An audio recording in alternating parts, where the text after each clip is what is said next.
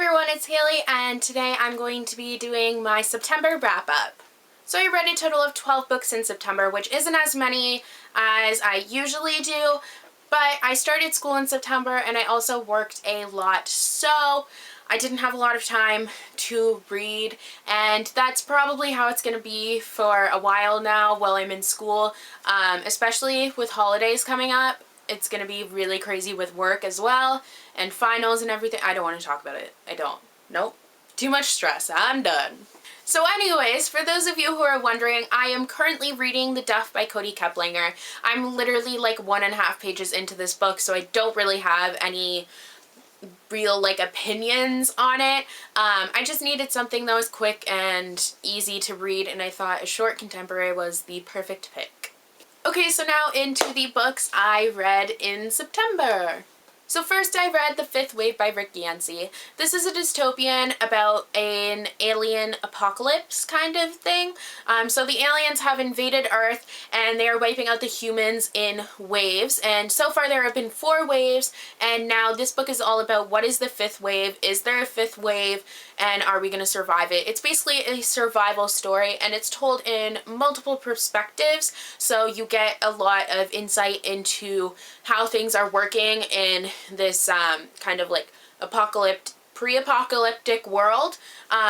That's one of the things I really loved about this book, is it's a very unique dystopian. Dystopians are usually all about someone realizes that the world they're living in is really corrupt and the system is completely wrong and they need to start a revolution, and that's usually what your typical dystopian is. But this one was more so the world is literally ending. I'd call it more of a pre-apocalyptic, actually. There's barely any humans left, and the remaining ones are trying to survive in the face of these aliens that they've never even seen, so they can't really fight them off. So yeah, it's a very creepy, eerie story. I had a lot of trouble sleeping at times because I thought there was going to be an alien invasion, but it's just, that's part of the writing of it. It seems so real.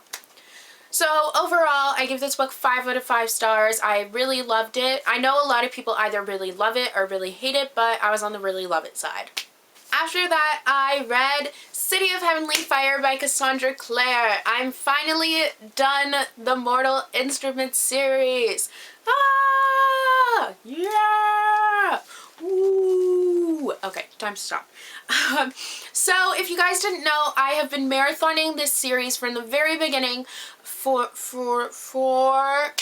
all of summer. I'm struggling right now, and I'm obviously finally done. Yeah, this book is giant. I had a lot of fun marathoning it. I had only read the first 3, and I read them back in grade 9, so it was interesting to see how my opinions changed. But yes, I obviously can't give you a synopsis of this book because spoilers, which I was a little bit spoiled. Thank you, Tumblr. Seriously, don't go on Tumblr when you're about to read the final book for something, because you're gonna get spoiled. It's just gonna happen. Just expect it. But nonetheless, I still really enjoyed this book. I gave it 5 out of 5 stars. It was one of my top picks for 2014 so far. I did have a few problems with it, but those would be spoilers, so I can't talk about them. But despite the problems, I remembered why I loved this series in the first place by reading this book. I thought it was a great conclusion. I really enjoyed it, and I think it may be my favorite of the series. So after that, I read Ink by Amanda Sun. This book is about a girl named Katie who moves to Japan after her mother dies, and she's immersed into this completely different culture because Japan has a really strict culture. She doesn't know anything. She barely even knows the language, and then she meets this guy named Tomo, and he's this mysterious, aloof kind of guy who's the bad boy figure, and they start talking, and when she's near him, weird things start happening involving ink. Her pen explodes, ink appears out of nowhere, and she sees his drawings come to life. So then they later find out that the reason she keeps seeing his drawings come to life is that Tomo is a part of a line of ancient beings that used to rule Japan. And basically they start getting into a more intense relationship and shit hits the fan. It just goes crazy. So this book was pretty enjoyable and entertaining. The characters were a little bit dull, but the backdrop of Japan is really what made it for me. I really want to go to Japan now because of this book. It's just so beautifully written. I felt like I was there. I felt like I could imagine it, and I have never even been to Japan. So I think that was a definite win. And the storyline was very interesting and compelling. So overall, I give this a 4 out of 5 stars. After that, I read the Anna and the French Kiss companion novel trilogy. Yay! So this starts with Anna and the French Kiss, and if you haven't heard about this, I don't know where you've been. It's always talked about on BookTube, and now I finally know why. I understand the hype. I absolutely loved it. It's one of my new favorites. So this book is about a girl named Anna, obviously, and her father decides to send her to a boarding school in Paris for her senior year. So she's not happy about this because it's her senior year and she already has this great life in Atlanta, but she goes and she ends up making a lot of friends and she meets Etienne St. Clair and beauty. So, two things I loved about this book. One, the setting. France was just so beautifully written into this book.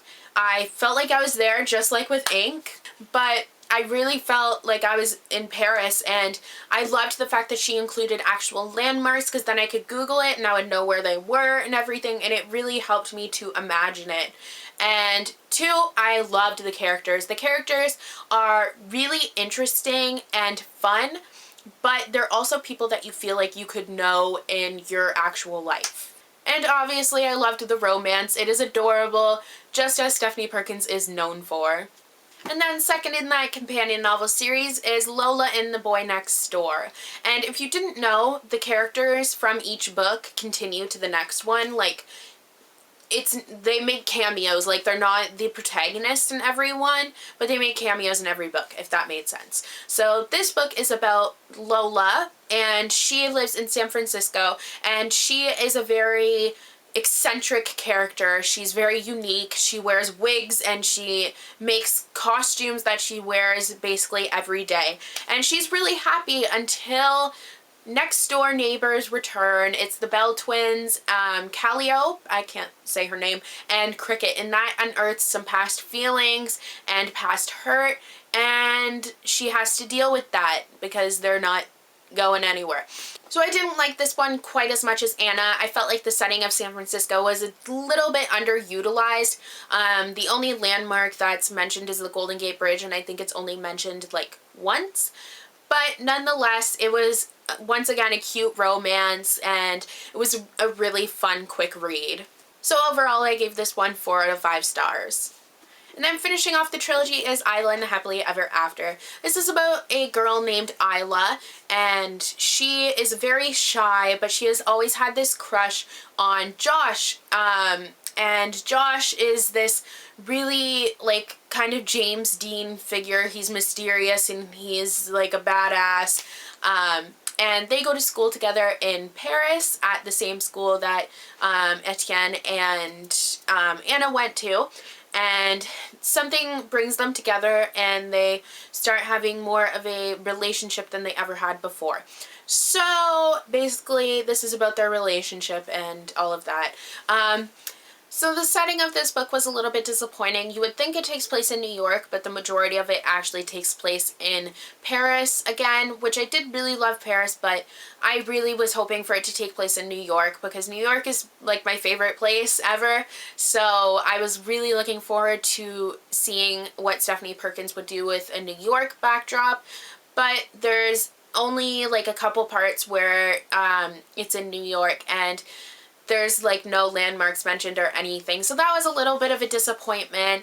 It was a little bit angsty, but it was still an adorable romance. I really loved the characters, just like I did in Anna.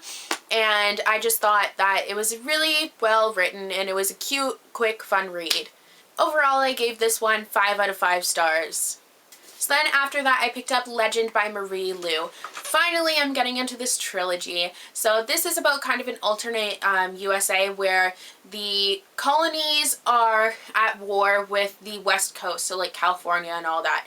And this takes place in the West Coast, which is called the Republic, and it's told in two perspectives. So we have the perspective of June, and she is a prodigy, so she has aced all of the trials for that like the Republic has, and she is becoming a like military aficionado. She skipped a bunch of grades and everything. She's basically just a badass, really smart person. So at the beginning of the book, her brother dies, and then we meet Day, and Day is the most wanted criminal in the Republic. He's really poor and he's just trying to help his family survive, but he becomes the #1 suspect for the death of June's brother. So they are connected, and then, as in all dystopians, they realize, well, everything is not as it seems, and yada yada yada. So I did really love this book, and I especially loved the fact that it was told in two perspectives. You got the perspective of someone who already knows that the system is corrupt, and then you also got the perspective of someone who has lived this way their whole life, and they're really used to it, and then they realize that it's corrupt, like in most dystopians. But I did really like the fact that you got someone who already knew that there were lots of things wrong with the way they were living. It's really action-packed and just fast-paced. It's only like 300 pages, but so many things happen in those 300 pages. I definitely recommend it, and I definitely understand the hype. Overall, I gave this 5 out of 5 stars. Then after that, I picked up Slammed by Colleen Hoover. This is a new adult book about a girl who moves to Michigan after her father dies, and she meets this guy who's her neighbor, and he's like 21, and they have this really intense connection. And then they start this relationship, but then they have to break it off really suddenly because of reasons I can't tell you because spoilers. So I gave this book, so I didn't really like this book that much. It just wasn't my thing. I know a lot of people really love it, and I can understand why. I can appreciate that. There are a lot of really good raw topics in this book, but it has a lot of substance to it. But I just didn't like the fact it was very insta-love, and I didn't really connect with any of the characters or anything. So overall, I give this book 2 stars. Next, I read The Jewel by Amy Ewing. This book came out this month, and a few people have talked about it on BookTube. It's compared to The Selection, and I can completely understand why. It's a fantasy about this girl named Violet who lives in the poorest part of her land, but then she is moved to the Jewel, which is where all the royalty live, because she has been auctioned off to be a surrogate for one of the royals. So she is basically a slave, and there are many more like her. And she, upon getting to the Jewel, she realizes that the Jewel is a really shady place. There's a lot of backstabbing going on, and a lot of secrets, and just a lot of shit is going on in the Jewel. So yeah, there's some forbidden romance in here, and just a lot of craziness. So I kind of have mixed feelings on this book. So a lot of this book, I felt like I had read parts of it already in other books that I've read, specifically the Selection series, which was kind of annoying, but it does have the different plot of being a surrogate, and I thought that was interesting at first because I thought she was like the only one, but it's actually this thing that they do all the time. Like the royals can't give birth, so there's surrogates for everyone, so it's an actual thing. So yeah. So overall, I gave this book 3.5 stars. Then after that, I read The Assassin's Blade by Sarah J. Maas. This is the bind-up of the 5 prequel novellas to the Throne of Glass series. I wanted to start that series, so I picked this up. It's a series about a girl named Selena, and she is a female assassin, which sounds pretty badass, and I've heard great things. So I don't know why I keep on reading prequel novellas, because I don't really like them. I always just want to get to the actual story. So I gave this 4 out of 5 stars, but I don't think that's any indication on how I'll rate the rest of the series. The next I read Harry Potter and the Goblet of Fire by J.K. Rowling. This is the fourth book in the Harry Potter series, and it's the first one that I'm reading for the first time, and I loved it. This is my favorite of the movies, and I think it may also be my favorite of the books, but it's really hard to choose favorites. It's really interesting to see all the things that are in this book that weren't in the movie, and I really liked reading about it for the first time. It's just so good. It's Harry Potter, it's obviously good. But yeah, I gave this 5 out of 5 stars. Then I actually read a book on my e-reader. I have a Kobo, and I read Beautiful Bastard by Christina Lauren. I had heard good things about this book, but I didn't like it at all. It was really just sex. Like, let's have sex here. Oh, let's have sex there. Let's have sex on top of there. Like, it was literally just, let's see all the places we can have sex. And sure, whatever, that's great, but I felt like it was like, if it was a basic copy of 50 Shades of Grey. There wasn't any real plot line, there wasn't any real relationship, so it wasn't my thing. And I gave this one 1 star. So that is all for my September wrap up. I hope you guys enjoyed, and I'll see you in the next video. Bye!